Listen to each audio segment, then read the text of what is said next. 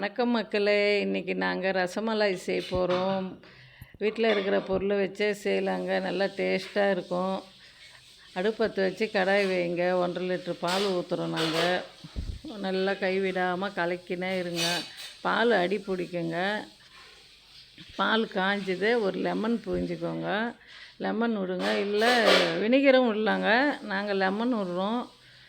Lemon விட்டு நல்லா கைவிடாமல் கலக்கணுமுன்னா பால் திரிஞ்சிடும். பால் திரிஞ்சிருந்த ஒரு வடிகட்டி வச்சு அதில் காட்டன் துணி போடுங்க. காட்டன் துணி போட்டு பால் இந்த திரிஞ்சதை அந்த பால் எடுத்து அதில் ஊற்றிடுங்க. பால் நல்லா திரிஞ்சு விடனா ஊற்றிடுங்க. ஊற்றிட்டு நல்லா அலசிக்கோங்க. 2 வாட்டி அலசுங்க. அப்போ தான் அந்த லெமன் வாசனை போயிடும். ஸ்மெல்லு நல்லா வந்துடும். 2 வாட்டி தண்ணி ஊற்றி அலசிடுங்க. அலசின பிறகு நல்லா ஒரு கல் எடுத்து, நாங்கள் இந்த கல் ரொம்ப நாளாக எங்கள் வீட்டில் வச்சுருக்குறோங்க. அந்த கல்லில் தான் நல்லா கரண்டி கிண்டி இது மாதிரி கல் வச்சு ரொம்ப இதுன்ட்டு தட்டில் கொட்டிக்கோங்க. தட்டில் கொட்டிட்டு இது மாதிரி கரண்டி விட்டு கிண்டிக்கோங்க. அது ஆறட்டும். ரொம்ப சூடாக இருக்கும். ஆறுனதை நல்லா கை விட்டு பிசைஞ்சிடுங்க. நல்லா பிசைனுங்க. நல்லா பிசைஞ்சால் தான் அந்த ரசமலாய் செய்யும்போது அந்த வீரல் வராது இருக்கும். இது மாதிரி நல்லா பிசைஞ்சிங்கன்னா மைதா மாவு பதத்துக்கு வரணும். அப்போ தான் ரசமலாய் நல்லா வரும். இந்த பதத்துக்கு கை விட்டால் இப்படி நல்லா வரணும். நல்லா ஒரு உருண்டை பிடிச்சி தட்டிக்கோங்க. தட்டினா வீரல் விழக்கூடாது. இது மாதிரி நான் சுற்றி வீரல் விழுந்தால் நல்லா வராது. நம்ம சர்க்கரை பாவில் போடும்போது அது விரிஞ்சிடும். 1.5 கப் சர்க்கரை போடுங்க. அதில் 2 கப்பு தண்ணி ஊற்றி ஜீரா காய்ச்சிக்கோங்க. மைதா மாவு கொஞ்சம் கலக்கி ஊற்றுங்க. அந்த சர்க்கரையில் இருக்கிற அழுக்கெல்லாம் வந்துடும். அதை கொஞ்சம் எடுத்துடணும்.